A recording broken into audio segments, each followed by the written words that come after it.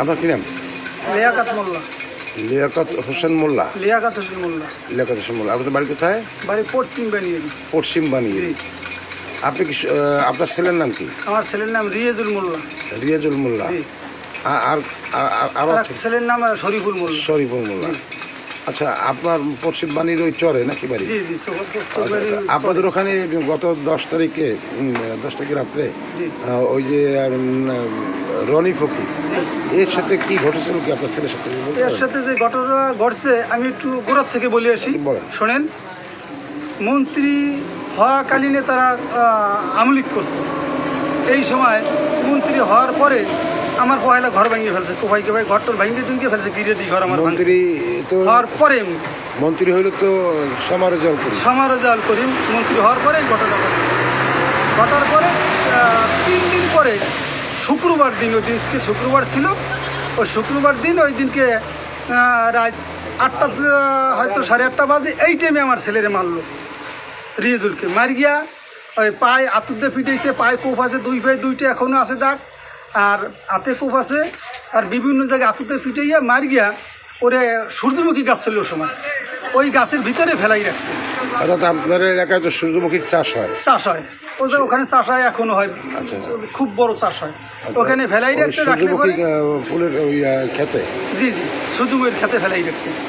হ্যাঁ, সূর্যমুখীর খেতে ফেলাইছে। ওখানে আমি একটা দরখাস্ত দিয়েছিলাম, দরখাস্ত দিলে পরে ওখানে পুলিশ দিয়া তদন্ত করছিল, কিন্তু আমার কেসটা নেয় না।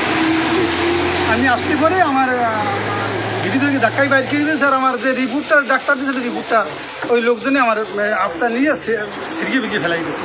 যেটা আমার একটা ধাক্কা দিয়েছে, আমি পড়িয়ে গেছি থানার ওই সামনে, পড়িয়ে গেলে আমি ওখান থেকে কানতে কানতে চলে আসার পরে এরপরে তো ওই জেরে রয়েছে, ওই জেরে আমার ছেলে মারছে তারে, এটা সঠিক, আমি মিথ্যা কথা বলবো না। আমার 2 ছেলেতে ওই জেরে মারছে, কিন্তু এখন বিচারে কি হবে না হবে, দেশবাসী যারা আছে এর উপরে আমি বলছি যে বিচারে আমি মাইনে নেবো। আমার ছেলে মারছে, আমার ছেলেরা মারছে, এটা আমি মানি। এই ঘটনা আর কিছু না। আর কিছু না। তবে আপনার ওই যে রনি ফকির যে বলে যে আমি টাকা পাবো, 1 বছর আগে টাকা নিচ্ছে, না না না, ওই ধরনের কোনো ঘটনা ঘটে। আমি রনি ফকিরদের দাঁড়ানতে কেন যাবো? রনি ফকিরদের আমি কোনোদিন জানাতে চাই না। তারা করে আওয়ামী লীগ, আমি করি বিএনপি। আমার বাপ দাদার আমল হইতে আমি বিএনপি করি। আমি জীবনভর বিএনপি করে এসেছি। আমি দুইটা কেস খাইছি, কেস 2টা আমি আমার ভরমের সাথে নথির সাথে গাইতেও দিছি। জি, আমি আজও খাচ্ছি এই কেসে, আওয়ামী লীগের কেসে আমি আজও খাচ্ছি, 2টা অফিস ব্যাংকের কেসে আমি আজও খাচ্ছি। এখন আপনারা কি করতে চাচ্ছেন? যেহেতু একই এলাকার মানুষ নাকি? জি জি। এখন এটা নিয়ে কি ভাবছেন, কি করতে? এটা নিয়ে তারা যদি মীমাংসা, আমি মীমাংসা হব, আমি এতে উদ্যোগ আছি।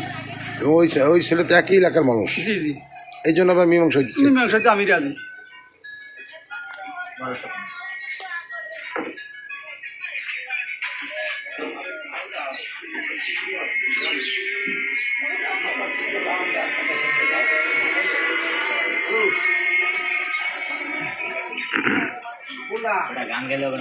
দর্শক শুনছিলেন, কথা বলছিলাম পশ্চিম বানিয়ারির লাকায়েত হোসেন মোল্লার সঙ্গে, যেহেতু কয়েকদিন আগে অর্থাৎ 10ই জুলাই 2025 রাত্রে ওই একই এলাকার রনি ফকিরের সঙ্গে তার 2 ছেলের সঙ্গে কথোপকথন একটা বিষয় নিয়ে তাকে হাতুড়ি দিয়ে পিটিয়েছে অভিযোগ উঠেছে।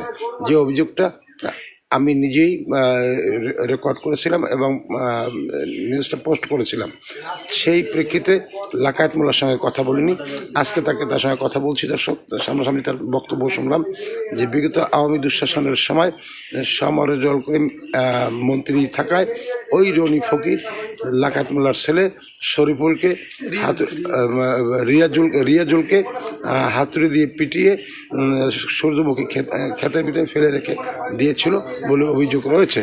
থানায় মামলা করতে এসেও মামলা করতে পারেনি, এরা বিএনপি পরিবার, কিন্তু সে কারণে মামলাও নেয়নি তৎকালীন সময় যে পুলিশ কর্মকর্তা ছিলেন তারা, এবং তাকে অপমান অপদস্থ করে থানা থেকে বের করে দিয়েছিল ক্ষমতার দাপটের কারণে।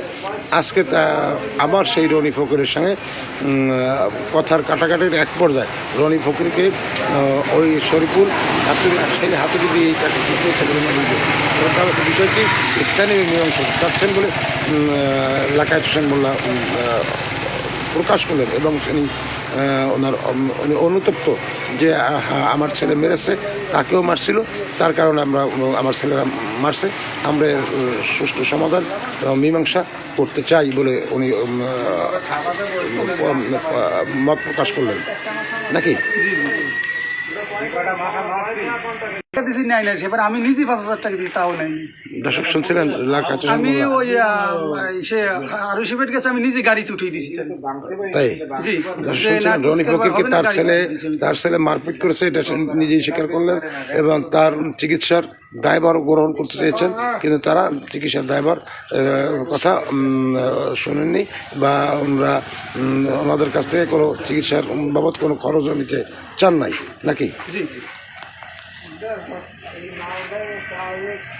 আমার টাকা পয়সা আছে, লাগবে না, তো আমরা চিকিৎসা করি বাড়ি এসে তারপর